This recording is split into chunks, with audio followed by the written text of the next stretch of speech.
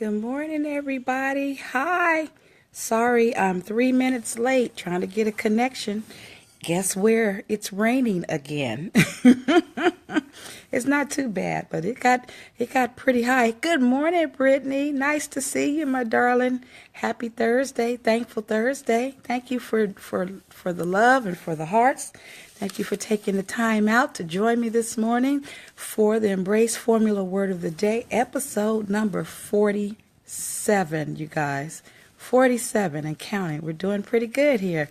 We're being consistent and we're being steady. And I just thank God for another opportunity to come before you and share. So just a reminder, this is not an exercise that's going to replace your prayer time or your devotion time. This is an exercise where we practice our perception. And so let me introduce myself for those who might not know me, Facebook family and Periscope family. My name is Jerissa, and I am the founder and the CEO of God's Chosen Vessels, and I'm also the creator of the Embrace Formula. Okay, so like I said, this Word of the Day exercise is a day where it's an exercise where we practice our perception and changing our perception, and not the routine going into panic or being anxious whenever something negative comes our way. As believers, we are to stay focused on who is in charge. Okay. Thank you for the hearts, my dear. Thank you for the hearts. Thank you for the love. Thank you for sharing. If you're not following me, just over in Periscope, the little Perry guy over there, go ahead and press on him. Oh, good morning. Good morning. Thank you. Thank you. Hi. Let's see. I am Ihador. Good morning. Thank you for joining. Thank you for joining, brother. Hi. Yeah, hi. We're just getting ready to do the word of the day. And I was just explaining to those, this might be their first time, that this is not to take the place of their prayer time or their devotional. We choose a word blindly from this class, and it is to encourage us to we try to change our perception to encourage us to think of who is in charge. Hello, call to encourage. Oh, I love that handle. I really love that. And so we're going to go ahead and pick our word of the day. I'm going to reach in here and see what we can do and see what the Lord gives us to meditate on today. One of the things to meditate on. And the word today is old. The word is old, and that's part of the explanation of the exercise that I left out. That some of the words are warm and fuzzy words, and some of the words might have maybe negative or not so pleasant emotions attached to it. I think old kind of falls into that category because we live in a society where anything old is not appreciated, including people. And that's so unfortunate. As a believer, I was taught to respect my elders and cherish my elders and love my elders as they got older in age. Being old is a blessing. It's a blessing from God every day that you're allowed. Uniquely, Jody, good morning, my dear. Thank you for joining. Thank you for inviting your followers as you come in. Coach Mo, good morning, you guys. This is our word. We have an interesting word this morning that might be challenging for some people. Because the word old, we live in a society where, good morning. I hope your Thursday. Emmett, thank you for joining. And Treasure for Life 08, thank you for joining. Thank you for the love and heart, you guys. I really appreciate it. Old is a word in our society. We don't. Mama of two. Oh, I love that handle. Thank you for joining. We don't appreciate a lot of things that are old. I think we appreciate things that are old more than we appreciate people. We put a high price tag on things, that are antique. We call them antique or seasoned, and we put a nice price tag on that, and we'll cherish those things, and we'll drive across country to purchase something that's old. But then when it comes to our people, to persons, we don't do that as a society. Now, I was taught differently. I respect my elders. I love my elders. I cherish my elders. I believe, especially as a believer, I don't fear death. I just don't. And every day that someone is allowed to be on top of the ground as opposed to in the ground is a blessing. And our elderly have so much wisdom, especially as believers. They have so much wisdom. As they get older, God has granted them some struggles and some and experiences that they have lived through. And we youngins, we could learn so much, but we don't take advantage of it. We don't cherish it. We don't take that thing and cling to it and draw nigh to it. You know, we just, as a society, I just think that's so sad. Some people do. Some cultures do.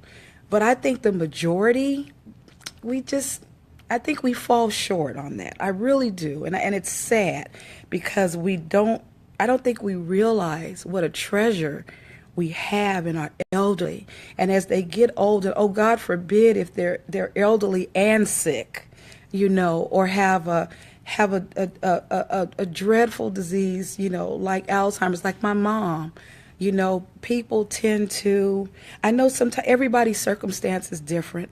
So I don't want to say the wrong thing in the sense that I don't mean to imply at all that everybody should do like I do, because I know that's not possible. God has granted me this special situation where I can be the caregiver of two.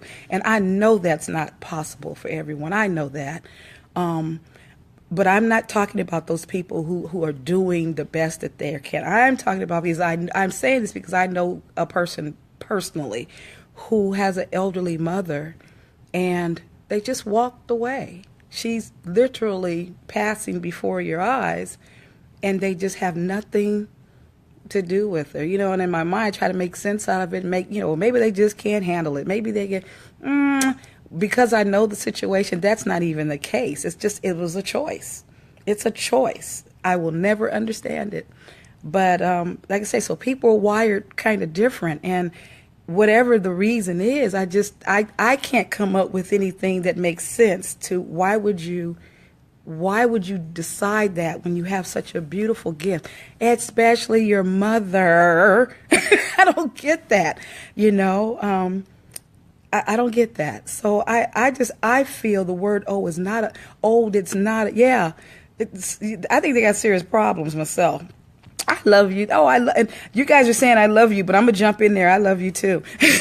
You know, so I think that old is a word that we need to really change our perception on that thing. I think this is definitely a word that falls in that category. What are you doing to change your perception of the word? What will you do today?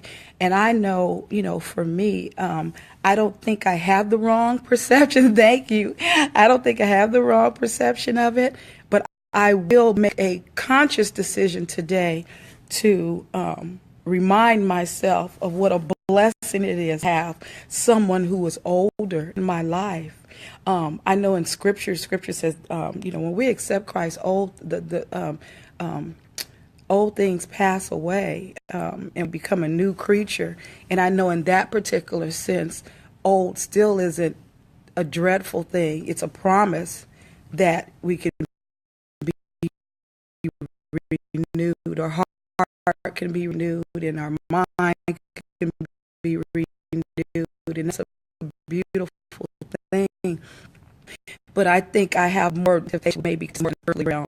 And so that's the thing that I would impress on you to change your perception on. If you have someone in your life, or even if it's a neighbor, you know, to show some sign today that you cherish them, that you acknowledge them, the things, the struggle that they have, coach, the things that they have lived through, you know, that they probably don't have peers their age to talk about. They probably just would love to share a story or two, you know. So find some time today, even if it's just a phone call, you know. Oh, thank you so much for that. You know, even if it's just a phone call, I'm sure there's someone in your world close that you can reach out and just acknowledge today who might feel a little lonely and a little disregarded, you know, and for lack of a better word, let's just be real.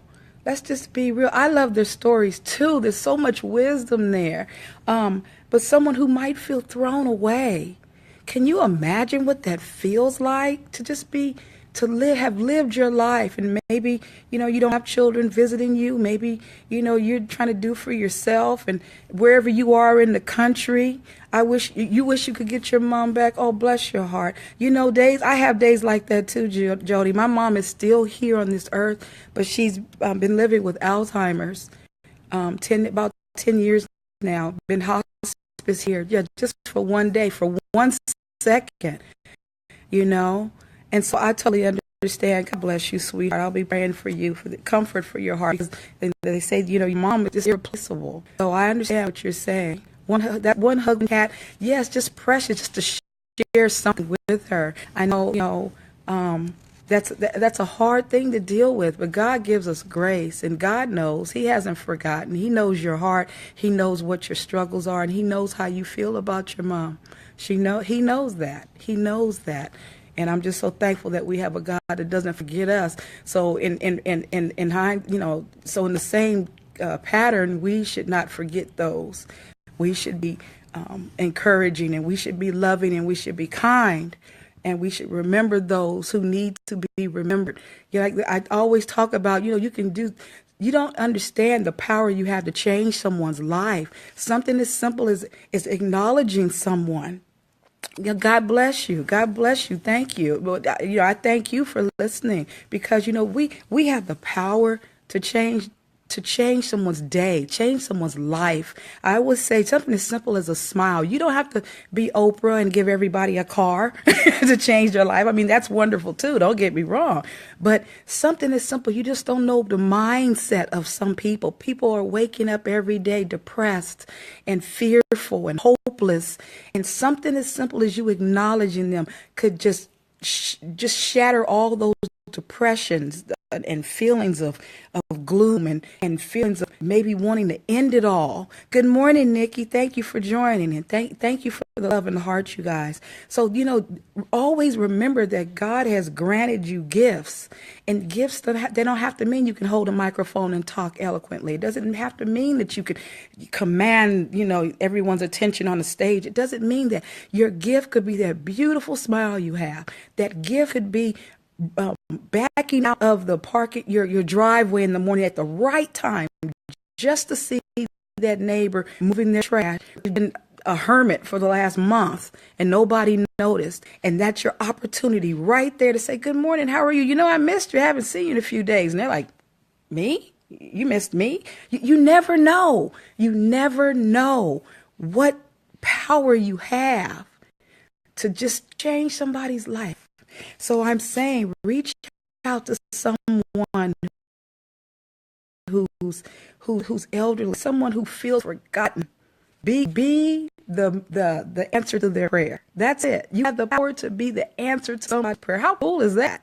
How cool is that? And let's change our perception of this world, of this word old. Yeah, I said at the beginning, Nikki, that we value old furniture more than we value old people. We'll put a price tag on that thing and travel to Timbuktu to purchase an antique chair, and that's it. We'll call it antique or seasoned, make it fluffy. But when we refer to old people, it's like, wah, wah, wah. As a whole, they're kings and queens walking around this planet because of their wisdom and the beautiful. That's right. Letting old things go and embrace God's newness. We talked about that briefly too, so much knowledge and so much value. And we as youngins, compared to their age, we as youngins would forfeit so much trouble, and unnecessary mess if we would listen to them and do as they tell us to do, because they've been there, done that a couple of times. And they would say, baby, that's right. Record their stories now. You have to, because when they're gone, they're gone. And God has left them there here for a reason. So, acknowledge that. Acknowledge that while you can. Exactly, Jody. While you can. Write those stories down, pictures. And I'm big on cherishing memories. Capture them bad boys. Capture them and cherish them. Hold them dear. Hold them dear. And share them and then share them with those who are coming after you. Exactly. Yep. We take them for granted. We do. And then when they're gone, we don't miss them until they're gone. And that's some people. Some people don't even miss them. They don't know what they got until it's gone. It's just, It's sad, but let's not be a part of that crowd. Let's be the people who change the perception of old. You know, people, we have influence. We're scopers, we're broadcasters, we're believers, you know. So let's be that example.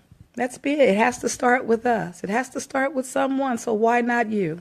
Why not me? Let's do it. Let's do this. So I thank you all for joining me this morning. This was a very interesting word. I'm glad we could ponder it and converse and converse. I always want to say conversate, and I know that's not a word, but it just feels right, you know. But we can talk about this thing. So I appreciate you guys. I appreciate the love in our hearts and for just, yeah, it sounds good. It really does. I didn't know for a long time. I want to say about a good, I'm 52. I want to say a good 3-4 years ago. That's not a word. It's not. I've been using it all this time. Oh, well, I thought I was educated. It just felt right. Oh, well. And if I slip and say it ever again, y'all laugh at me, but charge it to my head and not my heart. I'm not trying to be silly. It's just old habits die hard, right? So I caught myself this time because I was really about to say it. That's so funny. I cracked myself up. You guys embrace your life, embrace your purpose, cherish your time, and let's also learn to cherish the time of our elderly. Yeah, be me. Right. But my mama said, okay, but she used to tell me, but don't mess up and say the wrong thing in front of the wrong people. So that's the first thing I heard when I felt myself about to say the word.